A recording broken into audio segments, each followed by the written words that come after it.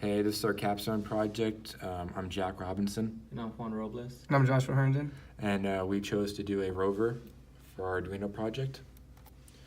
For programming and design specifications, we used a Rover because our research showed that it was the most compatible and how it's a universal, so it's been done before and we can look at it, and it's pretty easy to learn and code because it's such a simple programmable board. We used a shield motor because it helps the speed and direction of the motor, and since we have 4 motors, that's very important. We used an ultrasonic sensor to determine the distance by sending out sound frequencies and having them ping back and getting an idea of how close we are to an object. That way we can make an obstacle course. And 4 motors, so it can go back, right, left, forward. But if we use 2 or 3, it would have been hard to balance, and it would also have been a lot harder to turn. And we used a servo motor just to connect and make adjustments with the ultrasonic sensor as it turned. So for our block diagram for the rover, what we pretty much did was just said it would start, and then once it started, the ultrasonic would start as well as also the servo motors and then the C motors. And then the ultrasonic sensor would read the distance. So if the distance was less than or equal to 10 centimeters, it would, if it was less than or equal to the 10 centimeters, it would stop, then move backwards, then stop, then look right, and then read that distance, and then look left, and then read that distance. And if the right distance was greater than the left distance, then it would turn right. Or if it wasn't, then it would turn left, and then it would move and then stop, and it would just go forward.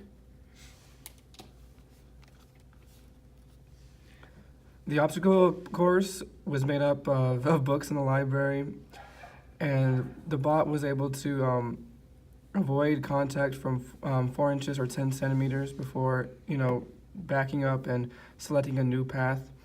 It also detected different angles it could approach the obstacles and chose the precise or most successful route in order to make it through.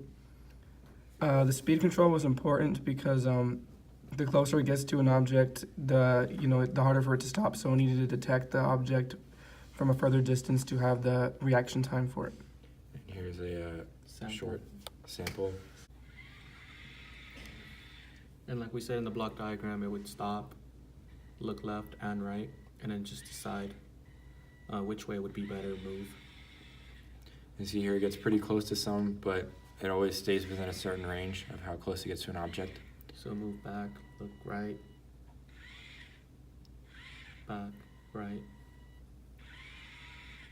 Forward, surveying it. So the way the rover's moving is based fully on the block diagram that we created.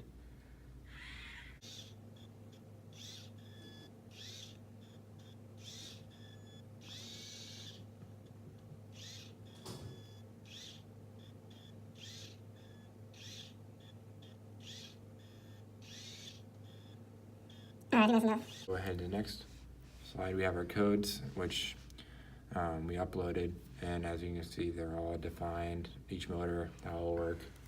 Digital right. Void left, void right, maybe some loops. The purpose of this robot was it was constructed to avoid obstacles, maneuver through the course that we constructed to reach the finish line. And this was achieved through a process of coding languages for each component, whether the servos, the motors. Each independent part was crucial as they all had to work together in one synced unit.